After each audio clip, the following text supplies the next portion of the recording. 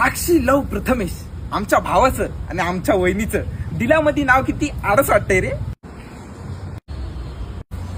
अरे कुंद्या हे भाऊ असं काय लिहित जाऊ नकोस रे. एक तर आधीच मला ती आवडते हे तिला कळल्यापासून ना एवढा राग करते ना माझा. अरे परवा अवकात काढला नाही माझी सगळ्यांसमोर. जिथं कुंद्या तिथं विषय सोडून द्या. आणि भावा तू घाबरू नकोस, तुझी सेटिंग आपणच लावणार, तुला वहिनी पटणारच.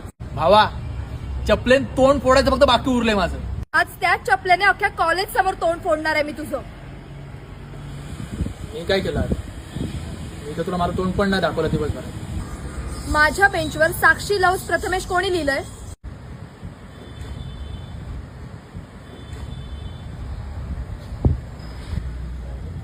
मला नाही माहिती. हे बघे अति होतंय हा आता तुझं.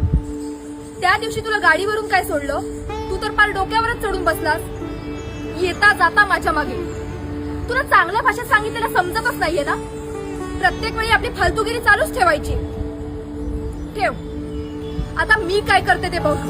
कच्चिया सच्चिया मेरे दिल दी डोरियां पुल के भी तोड़ी ना मूंद के अखियां तेरे संग जो चलिया कल राहते छोड़ी ना जे इश्क है करया तर गए दरिया रब मनिया तेनू साहिबा कि सारे जग नू भुल गए सब नू रब.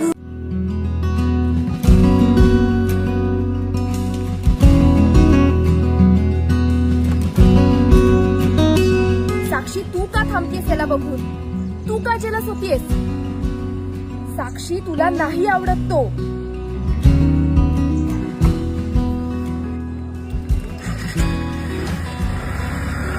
कॉलेजच्या प्रत्येक वर्गात एक एक अकाउंट काढलेलं दिसतंय.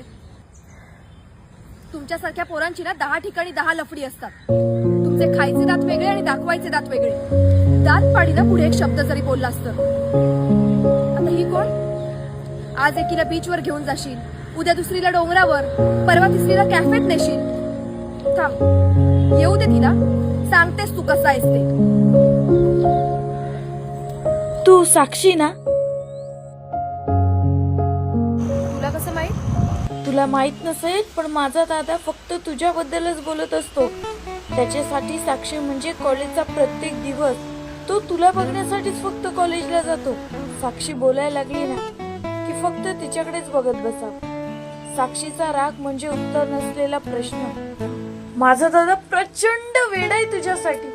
किती गोड आहेस ग तू. दादा किती साधी आहे रे ही. साधी साधीच आहे साधीच आहे. चल ना. कशाला? बोलू दे तिला. बोल ग तू.